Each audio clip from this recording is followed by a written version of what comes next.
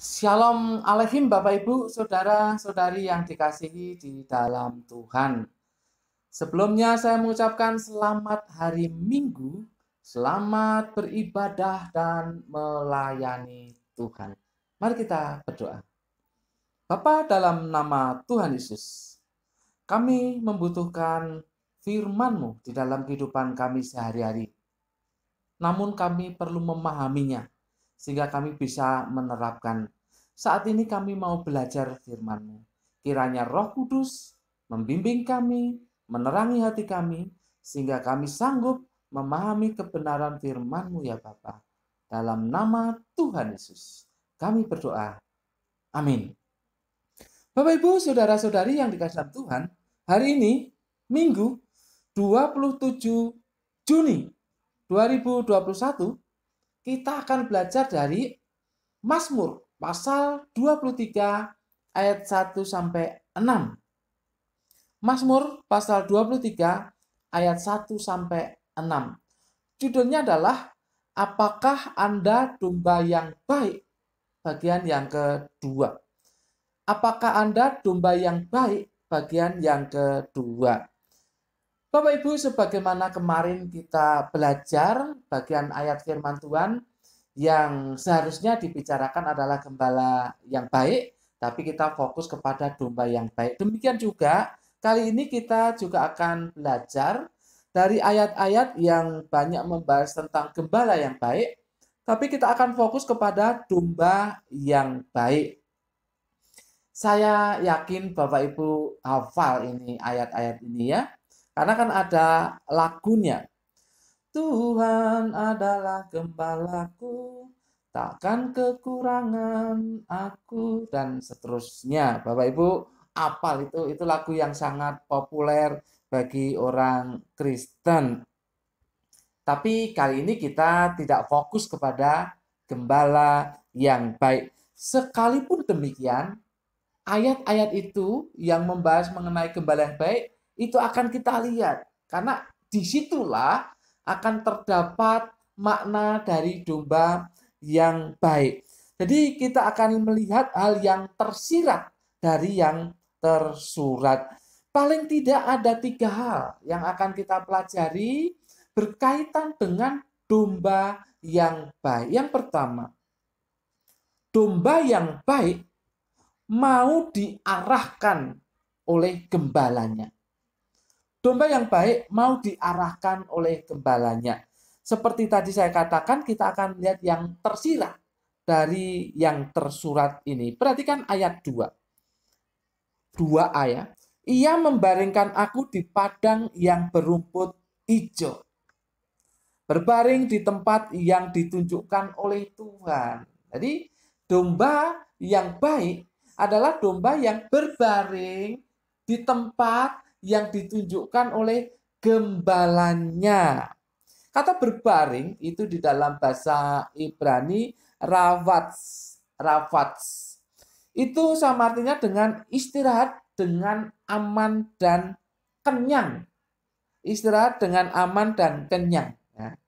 Menarik Bapak Ibu saudara-saudari yang dikasihi dalam Tuhan. Domba yang baik mau diarahkan untuk berbaring di satu tempat yang sudah dipilihkan oleh gembalanya. Ya, oleh gembalanya. Ini harus, sebagai domba yang baik harus mengikuti. Kalau kita melihat Kidung Agung pasal 1 ayat 7, ini ditekankan soal waktu, yaitu petang hari. Petang hari. Karena kalau siang kan mereka berada di sebuah padang yang dipilihkan oleh gembalanya dengan ada rumput yang bisa dimakan. Maka untuk berbaring itu adalah waktu petang hari, ya, waktu petang hari. Jadi domba yang baik, domba yang mau diarahkan oleh gembalanya, dan dia akan berbaring di tempat yang dipilihkan oleh gembalanya di petang hari hingga pagi hari. Kemudian kita lihat ayat yang 2b. Ia membimbing aku ke air yang tenang. Domba yang baik adalah domba yang mau diarahkan oleh gembalanya, yaitu di dibimbing ke tempat yang tenang, atau di sini disebutkan ia membimbing aku ke air yang tenang. Bapak Ibu saudara-saudari yang dikasih dalam Tuhan, kalau nanti membaca Yesaya pasal 8 ayat yang ke-6, ini menunjuk kepada air Siloah, air Siloah. Nah, air Siloah itu disamakan oleh para penafsir itu dan peneliti itu sama dengan Siloam. Siloam itu tempatnya di kaki Bukit Zion. Airnya tenang. Airnya bergerak dengan lembut dan tenang. Nah itu, makanya domba yang baik adalah domba yang mau dibimbing oleh gembalanya ke air yang tenang. Ke Siloam, di bawah atau di kaki Bukit Zion. Itu domba yang baik. Yang ketiga, itu kita lihat dia mau dituntun ke jalan yang benar. Ayat 3b. Ia menuntun aku di jalan yang benar oleh karena namanya. Domba yang baik adalah domba yang mau diarahkan oleh gembalanya, yaitu mau dituntun ke jalan yang benar. Bapak Ibu saudara-saudari yang dikasih dalam Tuhan, kadang jalan yang benar itu tampaknya itu seperti jalan yang berkerikil atau kasar begitu ya. Tetapi jalan itu menuju kepada yang benar, tidak sesat. Tidak sesat. Kita tahu tentunya di geografi di Palestina ya. Ada bukit-bukit, nanti ada juga lereng-lereng atau lembah, nanti juga ada padang yang gersang tapi ada rumput-rumput yang banyak juga ada pada musim-musim tertentu.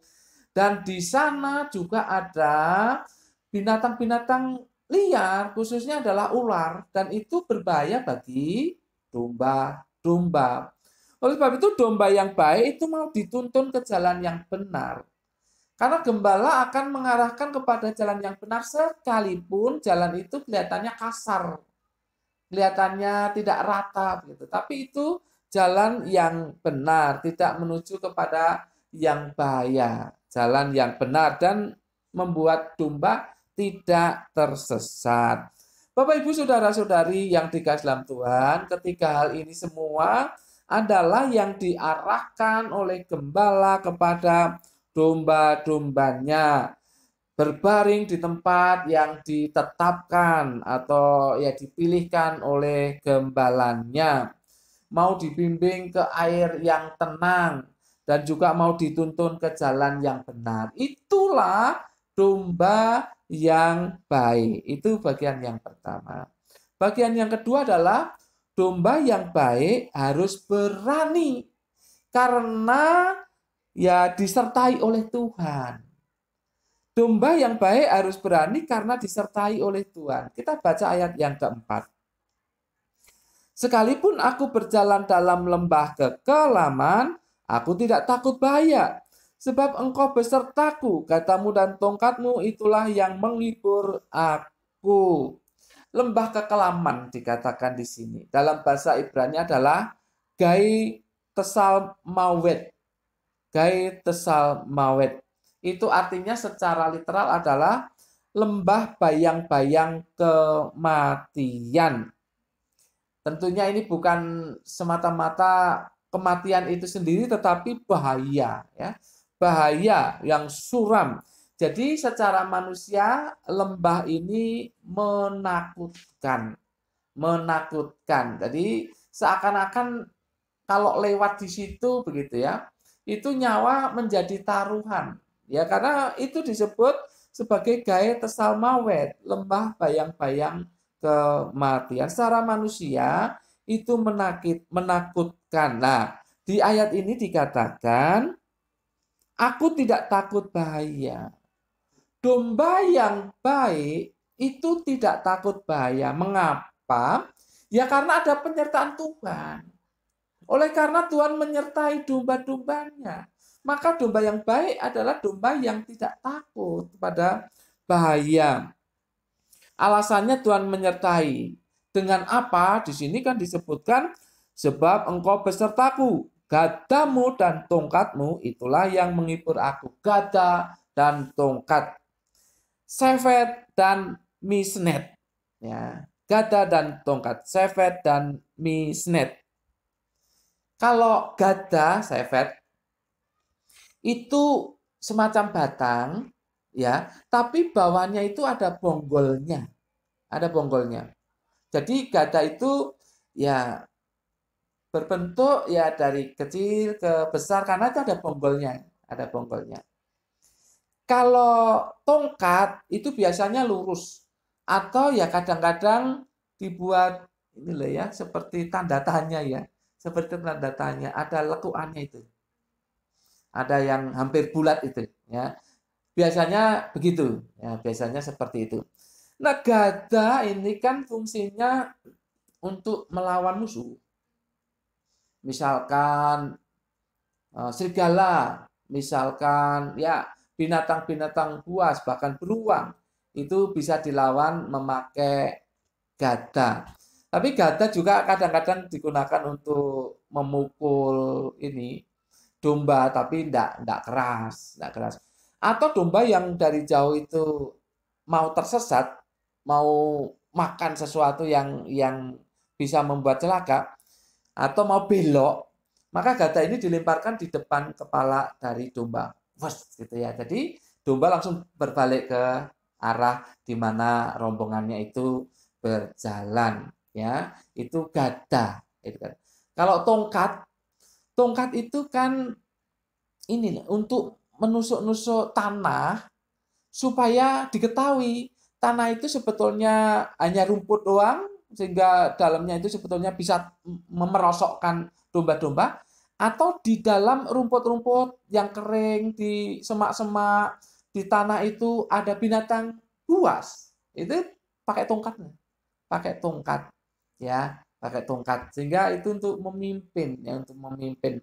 Ya ada yang mengatakan yang seperti tanda tanya itu ya bentuk lingkaran yang hampir penuh itu untuk apa, menarik domba ya, itu silahkan. Tetapi yang saya tahu supaya domba tidak tersatu dilempar gada di depan kepalanya, atau kalau Daud pakai pengumban ya itu di depan kepala, itu sama, gada dan pengumban fungsinya untuk yang domba-domba seperti itu ya, seperti itu. Tetapi yang jelas baik gada maupun tongkat itu adalah berfungsi untuk melindungi domba-dombanya dan juga untuk mengarahkan domba-dombanya.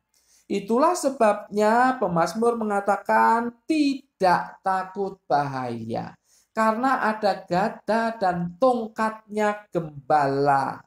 Itu dia tidak takut bahaya. Gada dan tongkat inilah yang menjadi jaminan bagi keselamatan atau perlindungan dari domba-domba.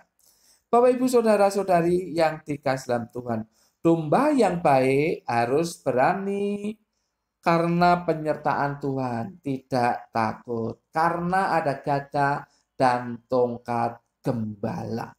Bapak Ibu saudara-saudari yang dikasihi dalam Tuhan, yang ketiga, domba yang baik itu harus mau menjadi kesaksian. Bapak Ibu, ayat yang kelima ini menunjukkan kalimat-kalimat kemenangan. Perhatikan. Engkau menyediakan hidangan bagiku di hadapan lawanku. Engkau mengurapi kepalaku dengan minyak, pialaku penuh melimpah. Ini kalimat-kalimat kemenangan. Kalimat-kalimat kemenangan. Tetapi menariknya itu di hadapan lawannya. Artinya apa? Ya supaya lawannya mengetahui siapa yang telah menolong, siapa yang telah membantunya. Yaitu gembala itu tadi, yaitu Tuhan. Itu supaya begitu, supaya bisa jadi kesaksian. Kalau lihat ayat 6 ini merupakan hasil dari ayat-ayat sebelumnya. Perhatikan. Kebajikan dan kemurahan belaka akan mengikuti aku seumur hidupku. dan aku akan diam dalam rumah Tuhan sepanjang masa. Itu akibat dari ayat-ayat yang sudah kita pelajari itu. Karena gembala yang baik, maka hasilnya ya ini ayat 6 sudah pasti ya. Sudah pasti ayat 6. Tetapi yang jelas bagian yang ketiga adalah bahwa domba yang baik adalah domba yang mau menjadi kesaksian bagi orang lain betapa kasih dan kuasanya gembala. Ya, itu yang penting. Jadi domba harus menjadi kesaksian betapa mengasihi dan berkuasanya gembalanya. Bapak Ibu saudara-saudari yang dikasihi dalam Tuhan, domba yang baik adalah domba yang mau diarahkan oleh gembalanya. Domba yang baik adalah domba yang berani, tidak takut oleh karena penyertaan gembalanya. Domba yang baik adalah domba yang mau menjadi kesaksian di hadapan musuhnya. Apa yang bisa kita terapkan dalam kehidupan kita saat ini? Bapak Ibu, Tuhan sudah menjadi gembala yang baik bagi kita. Oleh sebab itu sudah seharusnya kita menjadi domba yang baik. Itu sudah harus. Tuhan gembala yang baik, kita harus menjadi domba yang baik. Apa saja domba yang baik? Kalau kita mau dianggap sebagai domba yang baik, marilah kita hidup sesuai dengan arahan gembala kita. Sesuai dengan arahan Tuhan kita. Jangan hidup lepas daripada arahannya. Jangan hidup tersesat. Jangan hidup menurut kemauan sendiri.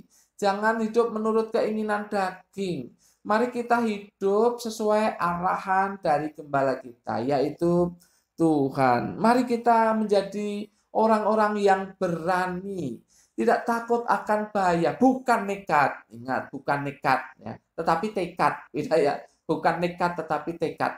Mempunyai tekad yang berani, bukan nekat. Kalau nekat itu seperti kayak orang tidak punya akal, jadi jalan aja seenaknya, itu nekat.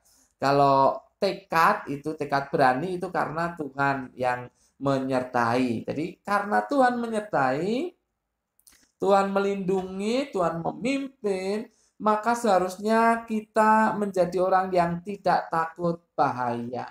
Bapak Ibu saudara-saudari yang dikasihi dalam Tuhan, sekali lagi dalam situasi yang semacam ini memang bisa membuat kita takut karena tidak ada tempat yang aman, benar-benar aman di dalam hidup kita. Bisa membuat kita takut, khawatir, gentar. Tetapi sebagai domba yang baik, mari kita menyadari bahwa Tuhan kita, gembala kita itu menyertai kita. Gadannya itu membuat kita terlindungi. Tongkatnya membuat kita tidak tersesat karena menuntun kita. Oleh sebab itu kita harus berani menghadapi situasi apapun. Sekali lagi ini bukan nekat, tapi tekad. Karena ada penyertaan Tuhan. Jadi kita bertekad untuk berani bertindak karena Tuhan menyertai kita. Bukan nekat, bukan sembarangan. Bukan sembarangan, bukan sembrono, bukan gegabah, tetapi sesuai dengan arahan gembala kita sendiri, yaitu Tuhan. Bapak Ibu saudara-saudari yang dikasihi dalam Tuhan, sekali lagi jangan takut menghadapi situasi saat ini, tetapi tetap berjalan sesuai dengan arahan Tuhan. Dan marilah kita siap untuk menjadi saksi Tuhan.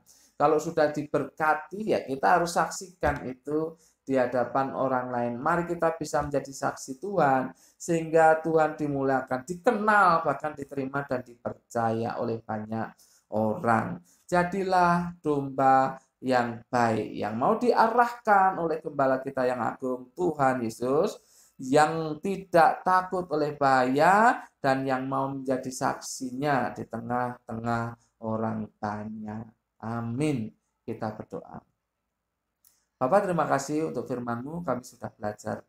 Kiranya Roh Kudus menolong kami untuk menerapkannya. Dalam nama Tuhan Yesus, kami berdoa dan mengucap syukur. Semua yang percaya katakan, amin. Tuhan memberkati Bapak, Ibu, Saudara-saudari senantiasa